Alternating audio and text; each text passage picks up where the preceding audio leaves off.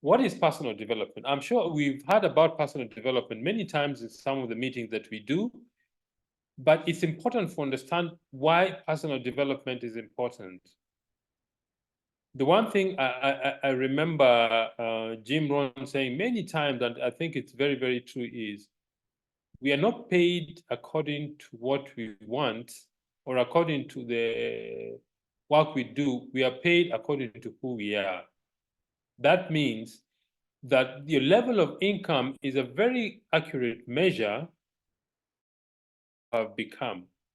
And you become who you are by going through a process of personal development.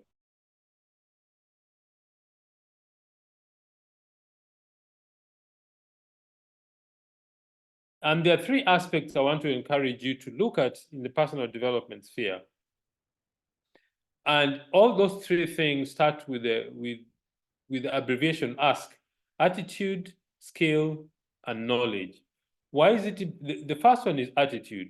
What is attitude? Attitude is your mindset, the way your mind is set. How do you view life? Do you view life as an adventure that you are born to go through, or do you look at the challenges of life that define who you are?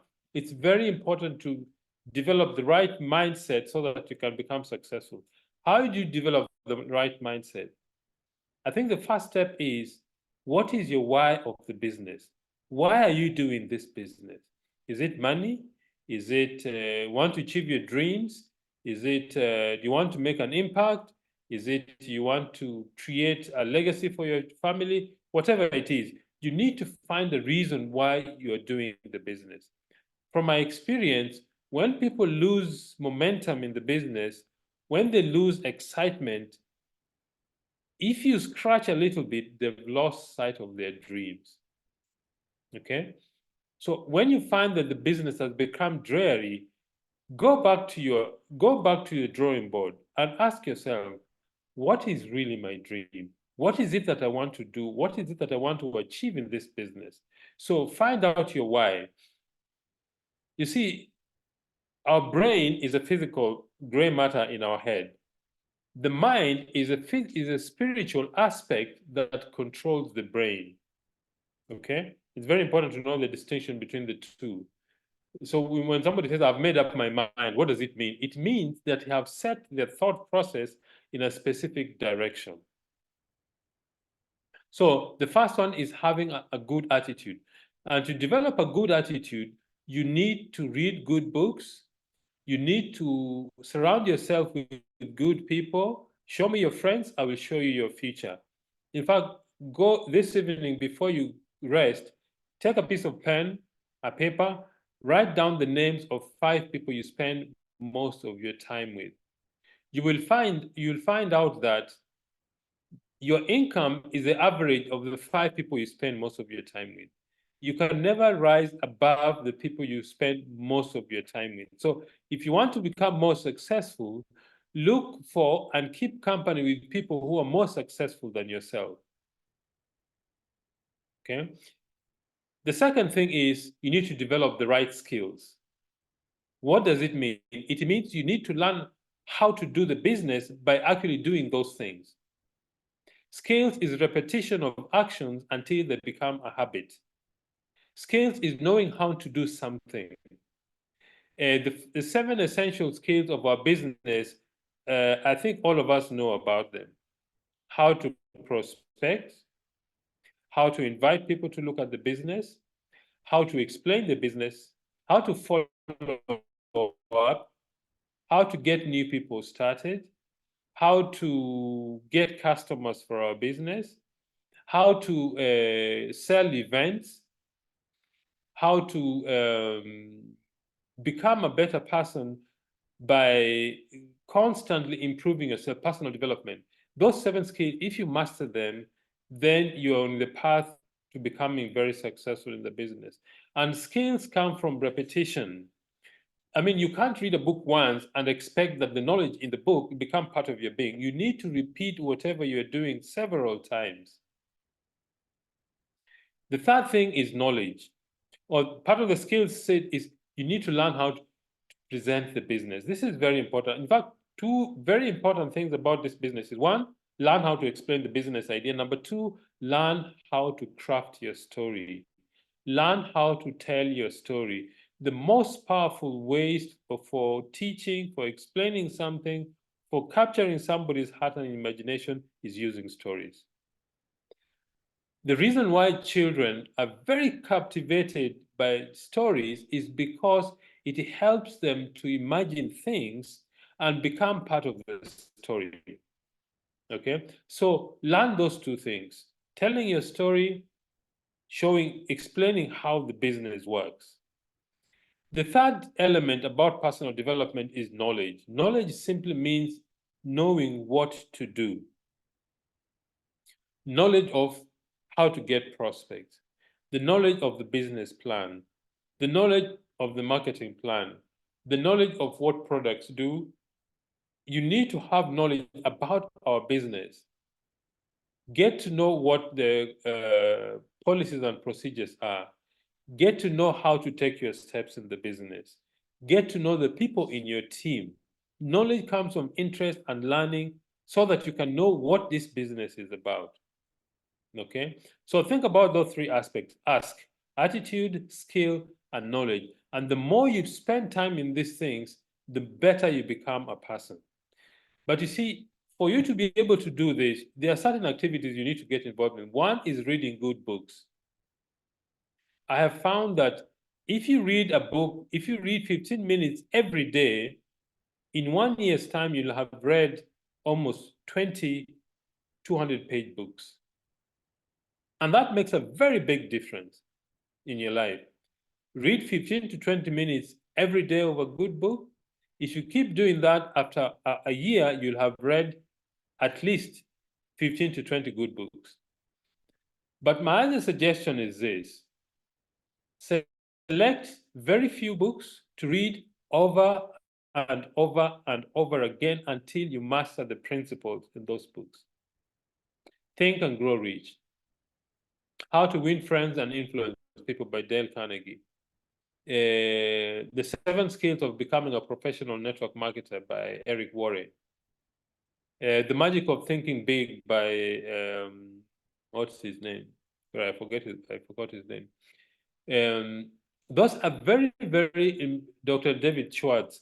Those are very important books for you to read over and over and over again. In fact, I would not suggest that you borrow books like that. Buy your copy and read it once, twice, 3 times. The 4th time, take a marker pen or a highlighter, anything that strikes you, read it, underline it, put it to memory. Okay? The second thing is practice presenting the business. When Betty and I started, I used to practice presenting the business at home. I used to practice in the car. I used to practice during lunchtime at the office. Anytime I got any chance, I would practice how to explain the business idea. It took me 2 months to be very proficient in explaining this business. Another very important thing that from my experience, not many people do it. Take time to think. Take time to contemplate life. Take time that when you don't have any dispatch, put your phone on silent or just switch it off. Don't read anything. Take a notebook and a pen.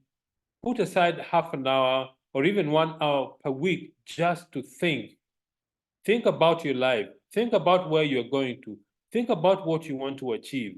Think about the success you need to build for your family's sake. Take time to think. And then schedule time for this activity. It's very good to say, okay, I will read books, but have you set specific times when you read? My experience and my recommendation is your day should be very, very structured. That when somebody calls you a specific time, they know what you are doing at that time. All right? Have a precise time you wake up. Have a precise time when you do your prayer or meditation.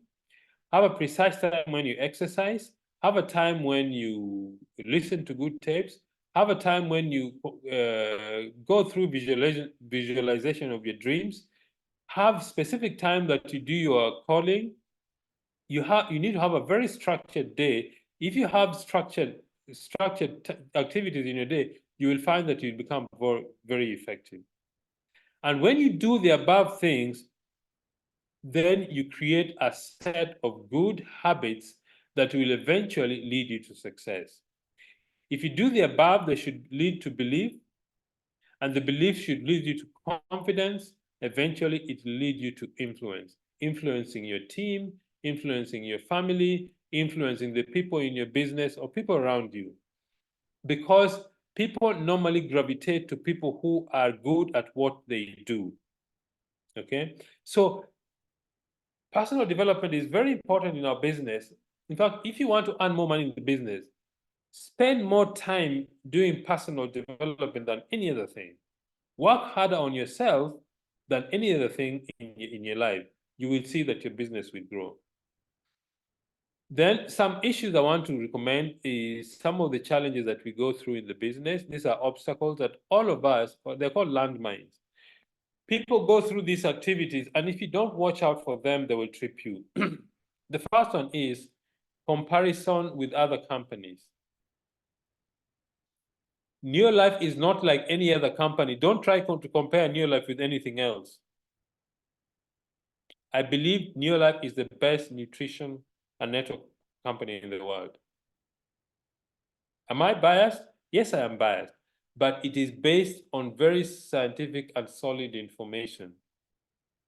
I have been to California where I saw where the Neolife products are manufactured, an oxygen-free facility where they make the products.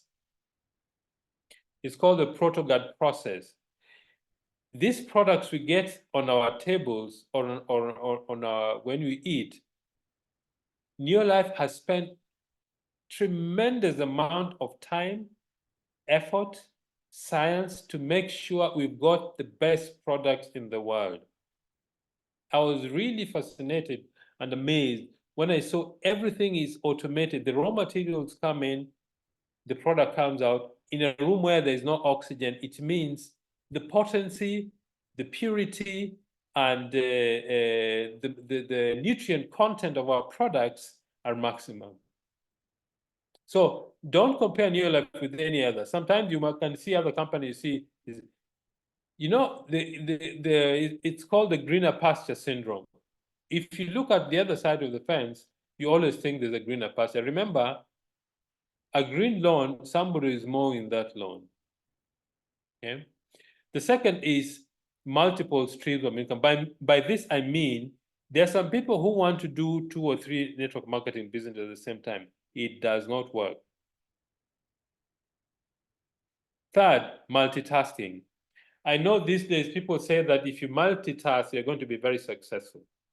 The thing is, multitasking only dilutes your concentration. Unitasking, I agree. It means that when you select something to do, you focus on it, do it, finish, and move to the next thing. But you won't be able to do many things effectively at the same time. The fourth one is called the banker syndrome. This is a personal advice to people who are in the business. If you're new, if you're in the business for a long time, avoid giving money to distributors in your team because it creates a very difficult situation in relationships.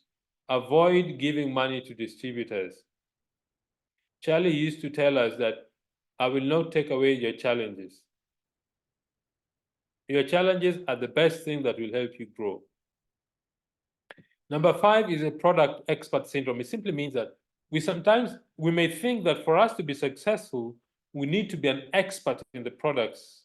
We need to know every scientific detail. No, you just need to know the basic elements of our products. That is it. Number 6, family and friends. These are sometimes you really get challenges from this. It's called a prophet in his home syndrome. The people who believe you the least are the people in your family or your friends.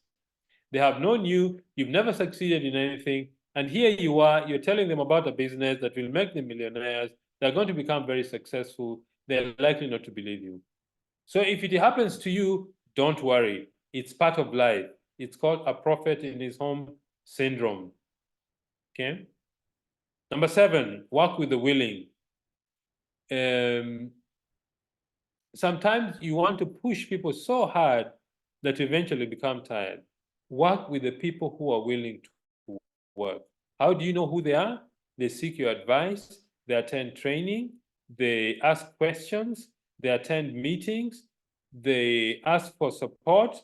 They tell you, look, so Pascal, I've got 3 or 4 prospects that I want to speak to. Can you help me? Okay. Number 8, do not give your prospects too much information. The prospects get overloaded with information and they don't make a decision. Do not give your prospect too much information. It confuses them. Give them basic information on how to build the business. Let them decide. When a prospect asks you so many questions, tell them, look, I know your question is very important. I would like to address it. That will be addressed during the training session when you grow in the business. The important thing is make a decision to get started in the business. And the last one, shortcuts. There are no shortcuts. If there were shortcuts, it would be the highway.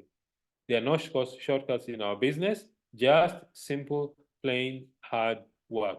Talking to people every day about our business, every day about our products. And then objections, handling objections. Objections come all the time. These are the most common ones I've met. First one, I don't have money to start. I'm sure those who are attending this meeting can say that you, at least 1 or 2 people you've spoken to about the business will tell you, I don't have money to start. All right? A lot of people have this. The question is, when people say they don't have money to start, ask them a question. All right, you don't have money to start. But if I tell you that outside there is a brand new Toyota that if you go and look for the money to start, I'll give you the keys. Most will say, yes, of course, I'm going to borrow money and get it as long as I get. You see, what they don't realize is that the business can actually make them enough money to buy that Toyota. The thing is, they don't have sufficient motivation. They don't have sufficient drive to be able to build a business. So when people say they don't have money to start, in my opinion, it's an excuse. Betty and I started the business with no money. I wrote a check. I asked my bank manager to honor it because there was no money in our account, and it went to overdraft. That's how Betty and I started. So when people don't say they don't have money, it's an excuse. Number 2, they don't have time. The same thing, excuse. You see, I don't care who you are, all of us have 24 hours every day. How do you create time to build the business? Because you allocate time. If you think the business is important, you'll allocate time. We always allocate time to things we know are important. Third objection, products are too expensive. The question I normally ask people who say the products are too expensive, I said, yes, the product is expensive because they're good. And by the way, which car would you like to drive? A Toyota or a Mercedes Benz? Most people say Mercedes. Why? Because it's a good car. That's why it's expensive. Our products are not expensive. They are very well priced. Okay. In fact, in South Africa, the Eagle team has done a price comparison between our products and the ones in the supermarket. It's an excellent document. Whichever market you're in, you can actually do a similar thing. Do a price comparison between our products and the ones we have in the normal market. Number 4, it's a pyramid scheme.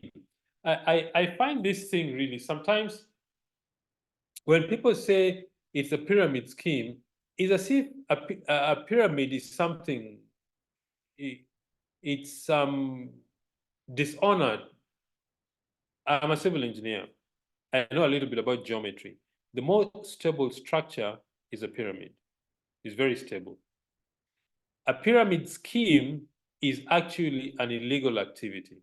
Any country, a pyramid scheme is an illegal activity. If you want to know the difference between a pyramid scheme and a legitimate network marketing business, you need to observe, you need to look for three things. Number one, a pyramid scheme, there is no product or service offered to the public. Network marketing, there's a product or service offered to the public in return for the money they pay. Number two, a pyramid scheme is not registered as a business anywhere, and there is no regulatory body that regulates the scheme. A legitimate network marketing business, Neolife is registered with the Direct Selling Association, and therefore it's the watchdog, is the one that regulates our industry.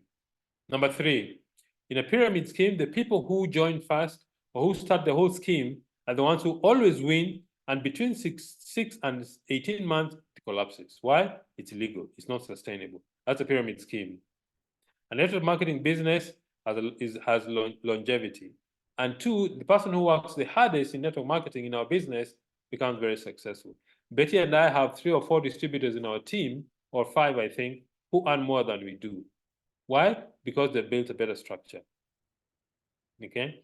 Difference between pyramid scheme and network marketing business. Number 5, I want to think about it. Really? This business is very simple. What we do is we create a network of people who use products. That's all. When somebody says, I want to think about it, what they're saying, I'm not sure, or I am afraid I may not succeed, or I don't believe in this. I want to think about it is also an excuse.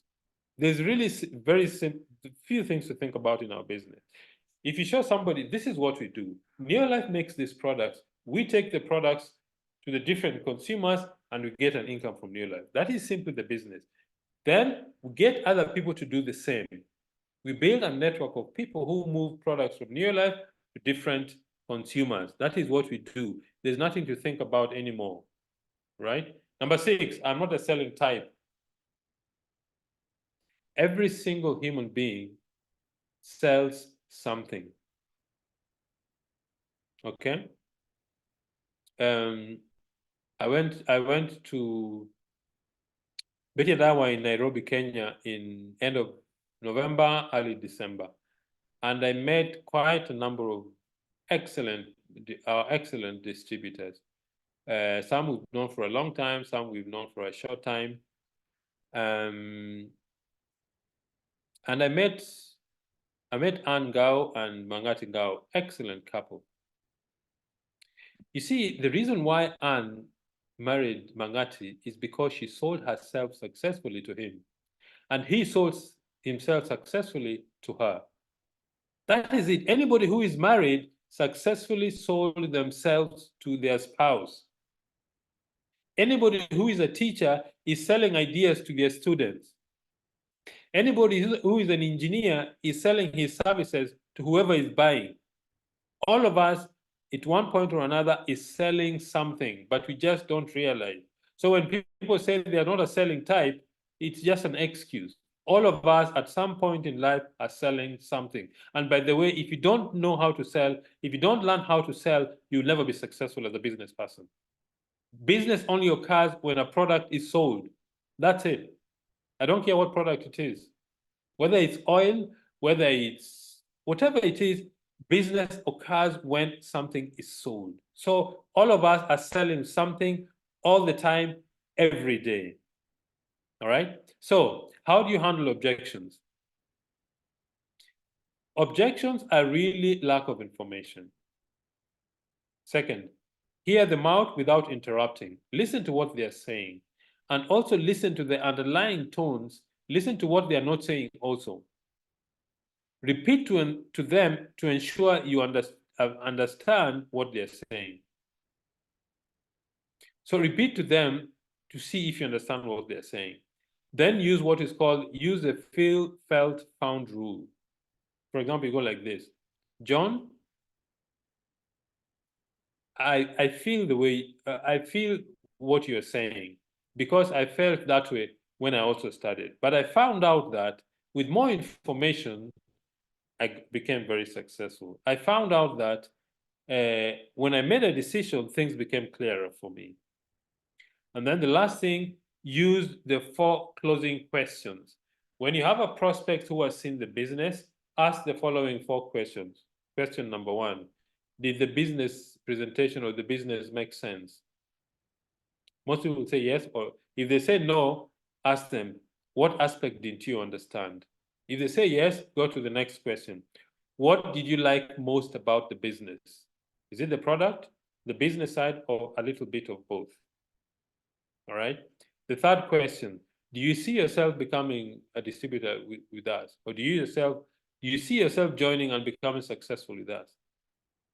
If the answer is yes to all those, go to the last question, which sometimes we are afraid of asking people. Ask the people, okay, this is the application form, when can you get the money to get started? Ask the question directly, because most people are not very effective in making decisions. Help them to make a decision. If they don't have enough money, say, okay, pay a deposit, then you can look for the rest of money and get started. All right. So, ladies and gentlemen, I want to encourage you to embrace the word no in our business. The word no in our business is very, very important. Why? Because it's the towards a yes. Sometimes we think that when you speak to a prospect, yes is on the left and no is on the right, or vice versa. No. When you speak to a prospect, no is a stepping stone to a yes. So you need to embrace the no that people say so that you can get to the yes. The average person says yes after 5 or 6 or 7 times. I read it somewhere, but when I look back at our business, most people say yes after 5 or 6 or 7 times. So take advantage, embrace the word no. Embrace when people say the business doesn't work, get excited about it, because maybe the business is arguing. So I stopped listening and said, maybe this thing is not for you. And they were completely taken aback and their attitude changed. So let's avoid begging people to join our business. For me and Betty, it was a great privilege that we were shown this business. Don't beg people to join. You're doing them a great favor. They don't know it now, but when they join, they become a director, a Ruby, when you become a president's team member, they will thank you. So don't beg people to join the business. Show them the business, guide them to make a decision, and when they join, hold their hand and help them to grow their business. Ladies and gentlemen, I want to thank all of you very, very much for attending this session with us. I wish you the very best. Much is still a way to go. Keep speaking to your prospect to achieve your monthly goals. Thank you, good night, and God bless.